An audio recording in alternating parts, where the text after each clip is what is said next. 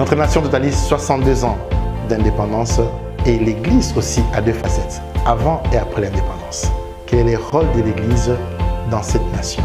Bienvenue chez les prophètes où nous recevons des hommes de Dieu pendant le mois de juillet pour parler de ces sujets, l'Église et la nation. La voix prophétique que la nation a besoin d'entendre, la solution de l'Église. Quelle est la lecture de l'Église?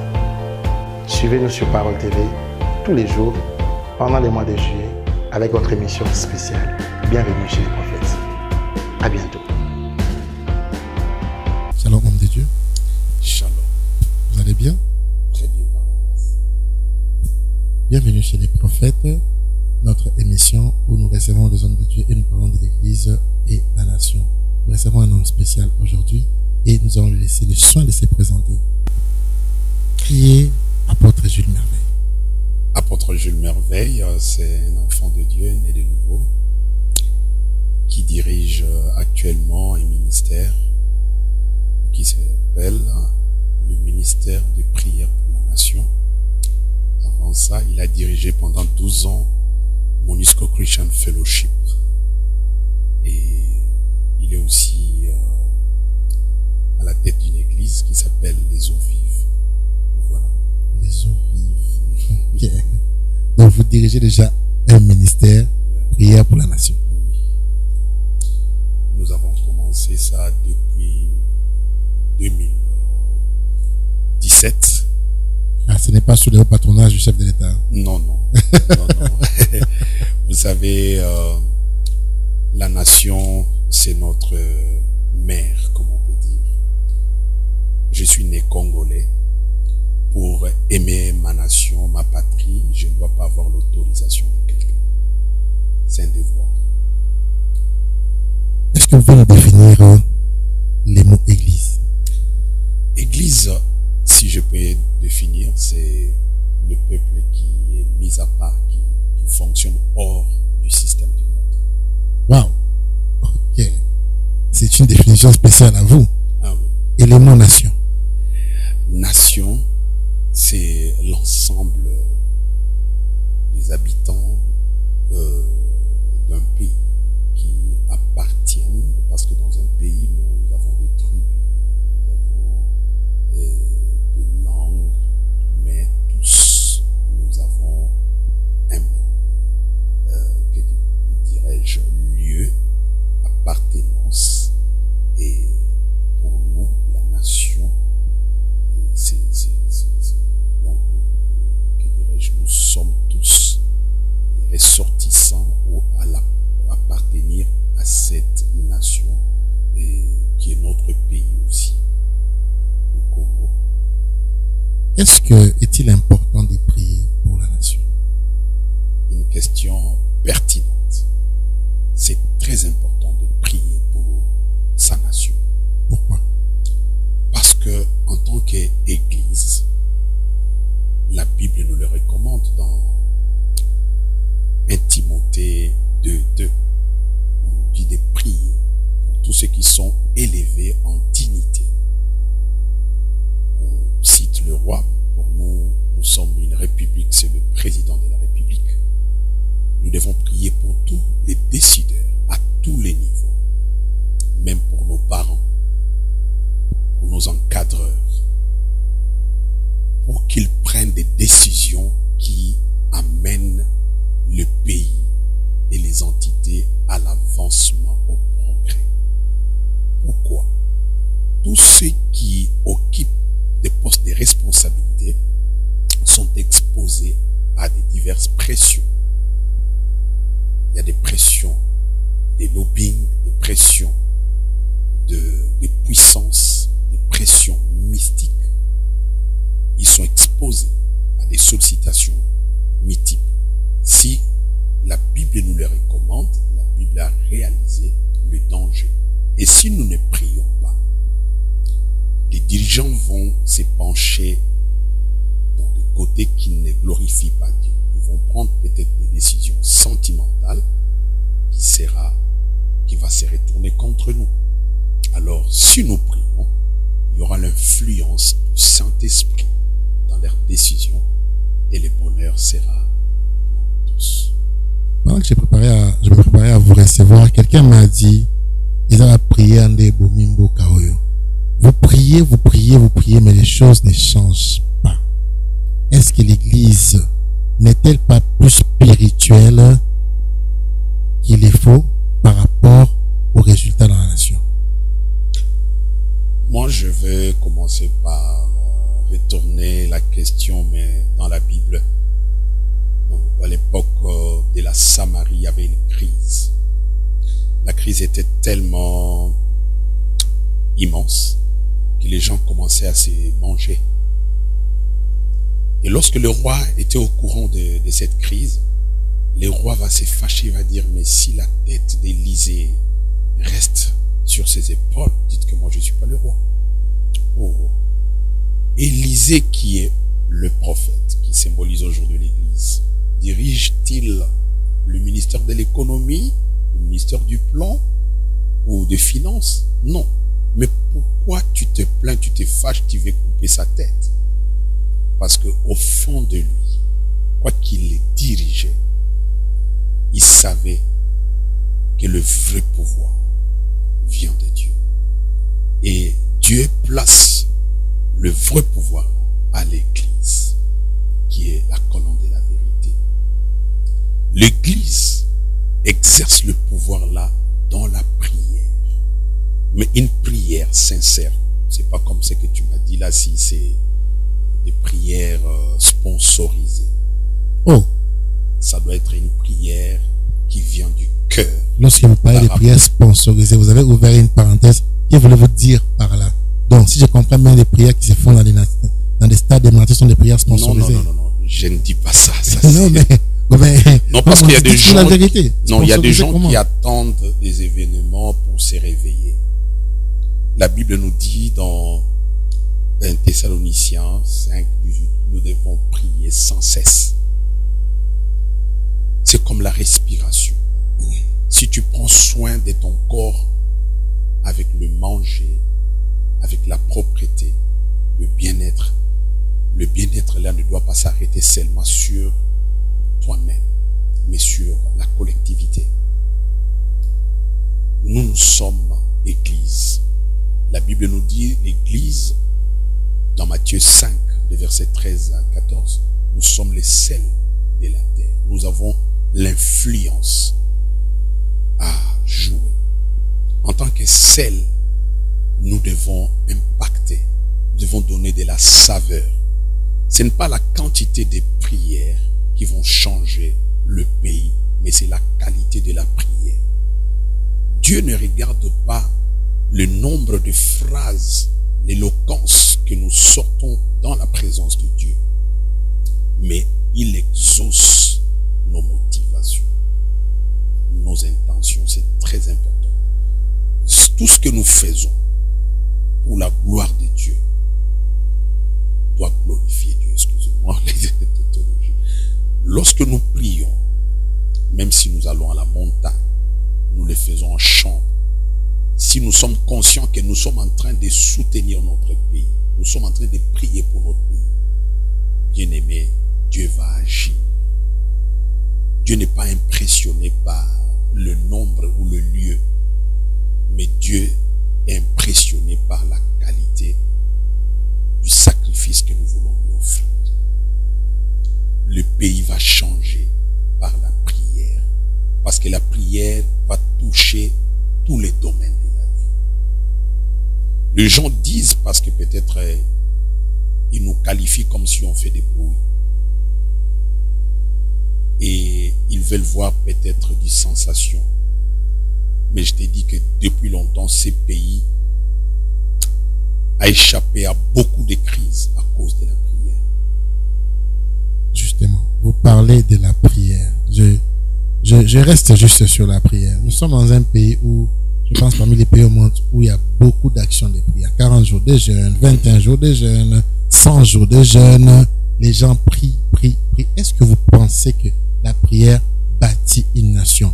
Pourquoi? Parce que les nations qui sont développées ne sont pas forcément développées par la prière, mais par la discipline. Et vous avez, vous, Église, surtout mouvement des réveils, on vous reproche d'avoir pris en otage les peuples dans dans vos églises, priez tous les jours. Et ces peuples-là, c'est un peuple qui n'arrive pas à être influent dans la société, justement parce qu'ils passent plus de temps à l'église que dans le travail. Bien parlé. Écoute, la prière n'est pas l'otage ou l'opium. Moi, je dis la prière qui n'est pas disciplinée devient aussi une farce. C'est-à-dire, ça va être méthodique. La prière est d'abord soutenue par la parole de Dieu. Tu comprends? On ne peut pas passer toute une vie prier. La prière, c'est un style de vie. C'est-à-dire, je peux prier en marchant, en travaillant. Tu comprends? C'est que je gagne dans la présence de Dieu. Avec la parole de Dieu et la prière, ça doit me transformer. Et je dois l'appliquer dans mon milieu. Là où je travaille. Je dois être ponctuel. Je dois être correct. Je dois être honnête. Je dois être professionnel. Les gens n'attendent pas des cris de prière. Je dois agonir quand je suis à genoux quelque part. Mais lorsque je sorte, les gens doivent vivre le résultat de ma prière.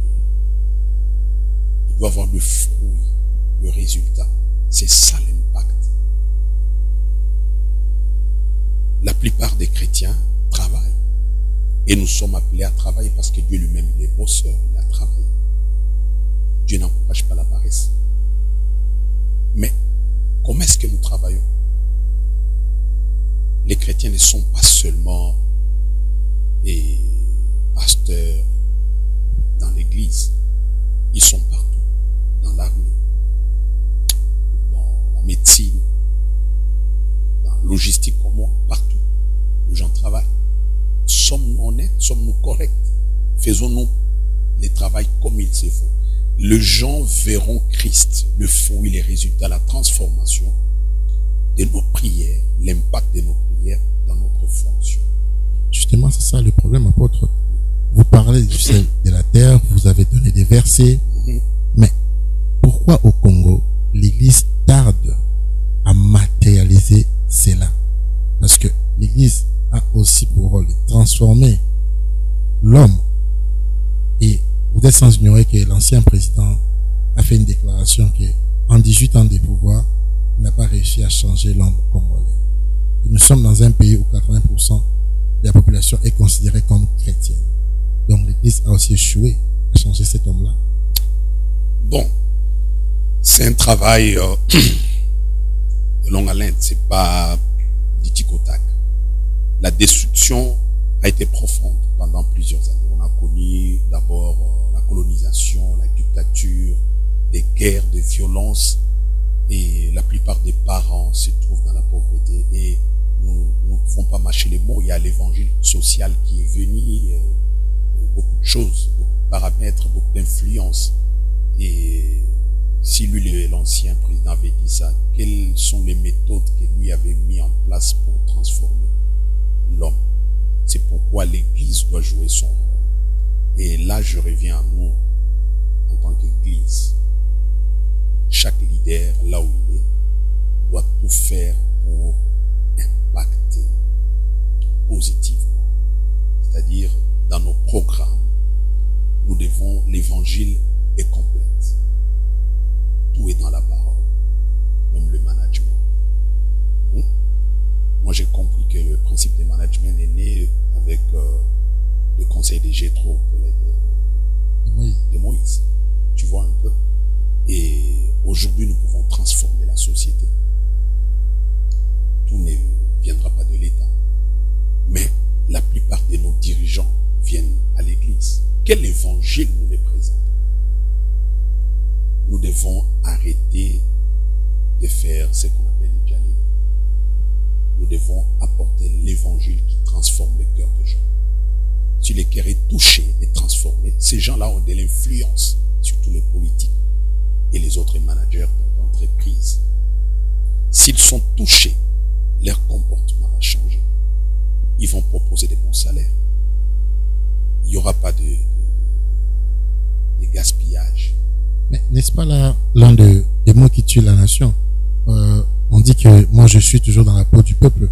dit que les pasteurs, lorsqu'ils vont chez les politiques, ils sont plus enclins à exposer leurs problèmes, à faire les matolos, à demander l'offrande, et les politiques n'ont plus cette confiance-là aux pasteurs. Ils préfèrent d'ailleurs que l'église, je citerai l'église catholique, les prêtres qui ont une étiquette d'être sérieux par rapport aux pasteurs. Que dites-vous par rapport à ça? Bon, le problème de crédibilité, ça dépend. S'il y a des gens qui vont solliciter de l'argent, je sais, il y a des gens ici aussi au Congo, des pasteurs, des hommes de Dieu, qui se respectent, qui ne sont pas dans cela. Vous savez, Jésus a dit quelque chose, il nous a donné les thermomètres. Il a dit, plusieurs viendront à moi. Il n'a pas dit que tous ceux qui viendront au nom de Dieu sont des dieux. Et c'est pourquoi les gens doivent séparer. Ils ne veulent pas lire la parole pour comprendre. C'est pas tous ceux qui viennent au nom de Dieu, au nom de l'Église, sont des dieux. Non. L'Église, dans le sens où j'ai défini, les gens qui sont sortis du monde ne doivent pas fonctionner comme le monde. Les matolos, c'est un terme purement des musiciens, tu vois, qui font la mendicité. Nous devons... Attention, vous voulez vous attaquer non, les musiciens. Non, bon, pas les musiciens, bon, excuse-moi. Mais j'entends ça souvent des porte-parole, les autres qui disent ça. Mais ce sont des termes que nous devons dissocier de la parole de Dieu. L'offrande existe, les actions de grâce existent, mais on ne doit pas aller prier pour quelqu'un dans le but de recevoir d'abord le don du présent. Parce que le présent, comment? On doit apporter le message du Christ. Et les vrais messages ne te donnera pas souvent cet argent. Tu vois, peut-être ça va frustrer la personne, on peut te chasser, tu peux te retrouver en prison. Mais le résultat, c'est la transformation de la vie de quelqu'un. Vous étiez au stade hier? Non. Pourquoi? Parce que j'avais un autre programme. En fait, premièrement, la santé. Vous voyez, j'ai même l'écharpe. J'étais tellement grippé. J'ai travaillé pendant toute la semaine dernière. Et j'avais un séminaire à Matadi Kibala. Et j'ai attrapé la grippe, une forte grippe avec la malaria. Il fallait que je me repose. Et j'ai prié seul à la maison. Voilà, mais j'ai soutenu les gens, les programmes de prière qui étaient au stade. Est-ce que vous étiez au stade lorsque le président a confié la nation à l'Éternel? Non, j'étais pas à Kinshasa. J'étais à Goma. Vous donnez plusieurs raisons, mais on a l'impression que les pasteurs ont du mal à se mettre ensemble. Pourquoi ça? Non, dire ça, c'est trop fort parce que hier, on a vu... Mais on n'a pas vu tout le monde. Pourquoi, lorsqu'il y a un programme, on a du mal à voir tout le monde? Bon. C'est ce qu'on reproche aussi à l'église, dite des réveils, des mouvements des réveils. Vous avez du mal à vous mettre ensemble. Comment vous pouvez vous considérer comme un interlocuteur sérieux face à l'État quand vous voulez vous mettre ensemble vous-même?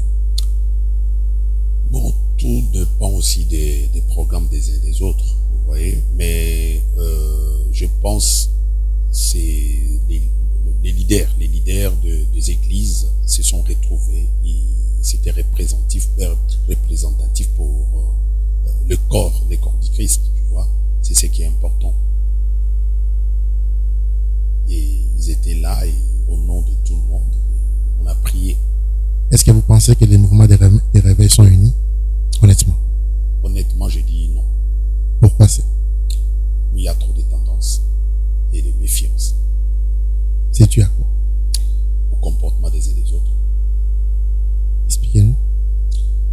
Bon, vous voyez, nos figures d'abord se diffèrent, nos timbres vocaux, tout ça. Mais Dieu nous a appelés, c'est comme dans un corps. Le corps n'a pas le même membre qui fonctionne partout. Il y a l'oreille, le nez, le pied, l'orteil et tout. Mais nous sommes appelés à coopérer. Dieu nous a donné les inégalités des dons, des talents pour nous compléter. Mais le problème, c'est quoi? Quand le pouce veut jouer le rôle de la bouche et du nez, ça pose problème. Alors, si les nez voient qu'il est menacé par le pouce, peut-être il se cache pour ne pas se faire du mal. Le problème, on doit reconnaître que tous nous appartenons à un seul corps, qui est le corps du Christ. montrer ce qui est la tête. Mais chacun est membre à part entière de ce corps. Et nous ne devons pas fonctionner de la même façon. On doit croire à la diversité des grâces et d'opérations des grâces. Le problème commence lorsqu'on ne s'accepte pas. On veut que tout le monde soit comme toi. Il y a certains qui ont plus, par exemple, le don, les docteurs. C'est un enseignant. Mais il est là pour enseigner, pour décortiquer la doctrine de Christ. Mais s'il s'attaque aux évangélistes qui sont des gagneurs d'âme, il va le frustrer. Tu comprends? Il doit laisser l'évangéliste parce que lui, il attend plus que l'évangéliste gagne des âmes et ramène à l'église. Et lui viendra pour enseigner. S'il voit que l'évangéliste là a des lacunes pour faire croître, il y a des méthodes pour approcher ton frère et lui dire. Mais si tu passes à la télé par exemple pour commencer à régler des comptes pour les insuffisances, des lacunes que tu as vues chez quelqu'un, tu les gagnes pas, tu les chasses. Justement, qu'est-ce que vous faites à votre niveau pour mettre fin à cela, au conflit entre les pasteurs, au scandale? Qu'est-ce que vous faites? Vous dites pas seulement que vous priez. Oui, ça serait trop facile. Premièrement, je suis très minime parce qu'on ne me connaît même pas ici à qui. Mais vous connaissez du monde. Je connais quelques personnes. Les quelques personnes comme toi, je connais. Tu sais ce que je viens de faire même avant que l'émission commence. C'est-à-dire, du moindre, je ne peux donner que le moindre à mon petit rayon. Évitons d'abord de nous critiquer. Évitons de nous détruire. Si nous sommes un corps, nous devons travailler pour ce corps, pour la consolidation de ce corps. Évitons d'abord de nous critiquer. Parce que lorsque les gens se critiquent, surtout à la place publique, ça expose les corps. Et ceux du dehors, qui sont censés nous rejoindre en dehors du système du monde, vont dire que non, ça ne sert à rien. Ça ne sert à rien. Moi, j'ai suivi lorsque le groupe musical Wenge qui s'est séparé 25 ans après, j'ai suivi l'un des musiciens qui a dit nous nous sommes réconciliés, que les pasteurs aussi se mettent ensemble. C'est comme quelqu'un m'a dit Wenge et Sangani, église de Panzani. Donc c'est un défi réel pour nous. Mais honnêtement, est-ce que vous pensez que c'est possible? Il y a plusieurs tendances. Il y a ceux qui ne reconnaissent pas le leadership des autres. Il y a beaucoup de groupes qui sont créés, beaucoup de plateformes. Est-ce que vous pensez qu'un jour, l'église, les mouvements de réveil peuvent faire un bloc comme l'église catholique? Oui, un jour, on peut arriver à ça si au Congo. Au Congo, c'est ce que j'ai dit. Il y a un travail à faire, comme ce que nous venons de commencer. Vous voyez? Et nous devons d'abord nous accepter. Accepter qu'il y a les aînés qui existent. Il y a des gens qui ont fait un effort pour que la parole de Dieu soit acceptée facilement au Congo, à part les églises traditionnelles. Ces gens-là, quel que soit ce que nous pouvons voir comme erreur. Vous savez, les militaires qui vont au front sont différents même sur le plan physique de ceux qui restent dans l'administration. Ceux qui se rendent au front, des fois il peut rentrer comme ça avec un bras cassé. Toi tu vas se moquer de lui parce qu'il est défiguré. Peut-être qu'il avait reçu une bombe. Il y a des gens qui ont payé les prix de l'évangile au Congo pour que nous puissions maintenant prêcher librement, parler de Christ librement. Il faut les honneurs à ces gens-là. Ce sont des généraux. Quel que soit ce que nous pouvons faire, nous sommes montés sur eux. Ils étaient nos sycomores. Pour que Christ nous repère, nous sommes montés sur eux. Alors, nous devons les honorer. C'est comme les enfants qui insultent leur père biologique, leurs parents. Et ça, c'est très bien. Et puis, il faut connaître, il y a des aînés, il y a aussi la différence. La différence d'âge, la différence d'opinion et tout. réagi, il a parlé comme ça. Toi aussi, tu es appelé à les répondre. Il faut des fois utiliser la sagesse. Il faut des fois utiliser la sagesse. La sagesse, la maîtrise de soi. Donc, on doit voir en nous ce que le monde veut voir. Je veux dire quoi? Le fruit de l'esprit. On ne peut pas influencer si les dons qui sont en nous n'ont pas produit de fruits. Dans aucun magasin tu iras, tu vas acheter des dons. Les gens au marché, partout tu verras qu'on vend les fruits. Le monde veut consommer les fruits des chrétiens. La paix, la patience, la douceur, l'amour, tout ça, nous devons donner au monde. C'est ce que les gens veulent voir. C'est que les gens veulent voir. Vous avez fait 12 ans, je vais chuter par là. Vous avez fait 12 ans à la tête d'un ministère chrétien, au sein même de la MONUSCO. La MONUSCO qui a pour mission de stabiliser le Congo, la guerre à l'Est, tout ça. Et là, ça va faire depuis 2017, 5 ans, où vous priez pour la nation. Cette guerre à l'Est, qu'est-ce que Dieu vous a dit? Bon, moi personnellement, c'était... Dieu m'avait donné d'abord la mission de prier pour la paix, parce que j'ai travaillé dans une mission de la paix. Une fois, j'ai partagé cette parole, j'ai dit, le signe de la croix, il y a des lignes, la ligne horizontale et verticale. La fossé entre le ciel et la terre, entre le pécheur et son créateur, est tellement profonde. C'est pourquoi vous allez voir la ligne verticale est longue par rapport à la ligne horizontale. Tu ne peux pas faire la paix avec ton semblable si tu n'as jamais rétabli la relation avec Dieu. C'est ça la croix. Okay. Et au Congo, comme partout dans le monde, nous devons respecter la croix. D'abord, rétablissons notre relation avec Dieu par une repentance sincère, une repentance qui amène à l'abandon de la mauvaise vie, la restitution, c'est que les gens ne font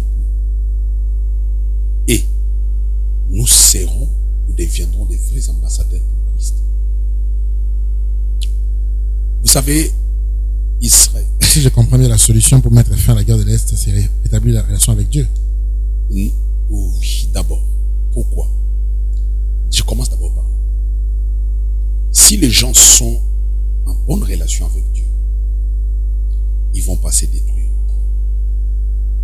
Ça me fait mal. J'ai suivi le général à Longoboni en train de reprocher les gens de l'Itour.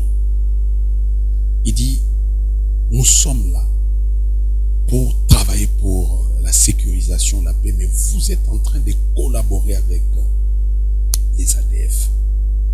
Qui collabore? C'est nos frères. Tu crois qu'un chrétien né de nouveau qui craint Dieu va coopérer avec les tueurs de ses compatriotes? Il aime Dieu vraiment, c'est toi. Toi qui prends de l'argent pour venir détruire. C'est-à-dire, nos cœurs on doit avoir l'amour du prochain. Mais l'amour du prochain n'est pas un slogan. Qu'est-ce qu'il faut faire sur le plan pratique? Sur le plan pratique, qu'est-ce que Dieu vous a dit? Vous priez pendant 5 ans, vous organisez des prières. Le peuple est fatigué d'entendre prière à gauche, prière à droite. Le peuple veut des résultats. Vous priez pour la nation, vous avez ces fardeaux-là. Qu'est-ce que Dieu vous a dit sur la pratique? Qu'est-ce qu'on doit faire? Vous avez dit rétablir, c'est bon, mais qu'est-ce qu'il faut faire pour arriver à cela? Pour arriver à cela, pour mettre fin à cette guerre. Fin à cette guerre. La première des choses, je vais dire peut-être prophétiquement, cette guerre va finir. Quand? Tout le monde le dit, mais quand? Non. Personne ne donne une date exacte. Non, écoute, parce que... Un pays rempli de prophètes, des hommes de Dieu qui prient. Je ne suis pas prophète. C'est toi qui es prophète. Vous êtes intercesseur de la nation. Intercesseur de la nation. C'est ça les mots. Et moi, je vais dire d'abord le jour où nous allons nous aimer profondément. À partir de nos dirigeants jusqu'au petit peuple. Lorsque nous deviendrons des véritables patriotes. Tu sais, Jésus qui refusait d'opérer miracle pour la femme cananéenne, c'est le côté patriotisme de Christ qui avait réagi d'abord. Il a dit, ces miracles est destiné d'abord aux Juifs. D'abord aux Juifs, parce que c'est son côté juif qui avait réagi. Et après, la femme a insisté, il a dit, nous les étrangers, nous pouvons manger même les miettes. C'est alors que Jésus a dit. Le jour où tout le monde, j'ai dit tout le monde sans exception, pensera Congo. Le Congo sera le centre de nos intérêts. La guerre va finir. Et les militaires, et les politiques, et les hommes d'affaires, et les religieux, tout le monde, les villageois, où nous penserons Congo, dans le vrai sens, pas dans un slogan, mais un amour vrai qui vient du Congo, pardon, du cœur, on ne parlera plus de la guerre. Pourquoi on ne va pas se détruire? Parce qu'il y a même des hommes d'affaires qui tirent bénéfice à partir de cette guerre. Nous n'aimons pas le Congo. Tu peux bâtir des immeubles ici, on peut t'appeler riche. Mais, à quel prix? Le sang des humains, des innocents. C'est ce que l'Église fait. Qu'est-ce que l'Église doit faire? Ce que vous dites, c'est comme un discours politique, mais vous n'êtes pas un politique. À ma connaissance, vous êtes un homme de Dieu. Qu'est-ce qu'on doit faire? C'est ça. Si on doit chuter par là, le dernier mot, qu'est-ce qu'on doit faire? Moi, je dis ceci. J'entends plusieurs prophètes parler, donner même des détails. Je ne vais pas citer leur nom. Mais est-ce que les dirigeants écoutent? Parce qu'il y a des décideurs qui existent, même sur le plan militaire, sur le plan politique, provincial, partout. Moi, j'ai suivi plusieurs prophètes parler, donner des détails. Ils passent même aux médias. Mais est-ce qu'on applique ça? On ne peut pas chercher que Dieu continue à parler si c'est que Dieu a déjà parlé, on ne sait pas appliquer. La Bible dit, ne vous bornez pas à écouter, mais appliquez. Consultez ce que Dieu dit déjà pour les pays. J'ai dit ici que nous devons nous compléter. Je ne suis pas prophète, mais il y a des prophètes des nations qui donnent des détails pour le pays. Est-ce que j'ai déjà vu l'État les approcher? Non. À l'époque, le roi consultait les prophètes, les lisait les autres. On ne peut pas nous envoyer aller prier. Et vous faites quoi? Lorsque nous prions, c'est pour que Dieu les transforme, que Dieu leur donne de prendre des bonnes décisions, des décisions qui amènent à la transformation du pays et à terminer la guerre. Parce qu'il y a plusieurs aspects qui entrent en jeu. Si ça demande qu'on puisse, par exemple, interrompre la relation avec un pays ennemi qui est bien connu, il faut le faire. Là, il faut même pas prier. Si quelqu'un te jette la saleté sur les habits, tu vois, à répétition, tu dois couper. La Bible dit, si la main est bien, c'est un membre de ton corps, mais si ça t'amène à la chute, mieux vaut couper, devenir manchot, aller au ciel, que d'avoir les deux bras et d'aller en enfer. Donc, ça demande des décisions courageuses, des actes qui doivent accompagner ces décisions. Et nous verrons la transformation, la guerre va finir. Votre mot de la fin? Et je bénis le Congo, j'aime le Congo, je crois que ce pays est béni, c'est une terre de promesses. Moi, j'ai la grâce d'écouter Dieu parler pour ce pays. J'étais encore païen à l'époque, mais j'allais assister comme ça, comme on dit, j'ai entendu Dieu m'a échappé en 89 au Pont Gabi-Lava, il prêchait. Il a parlé de ce pays, comment Dieu conduisait les toiles jusqu'ici. Mais en 94, j'étais au palais du peuple. En 94, j'étais au palais du peuple quand j'ai entendu Mike Evans prophétiser sur le pays. Et j'ai assisté à la conférence panafricaine de Full Gospel en 95, au Palais du Peuple, où Meltari, qui était l'orateur principal, a prophétisé sur la chute de Mobutu et les années sombres qu'on devait passer, ainsi que le relèvement du pays. Et je sais que c'est le temps. J'ai suivi plusieurs fois, j'assistais aux prières que Papa Lemoloto organisait.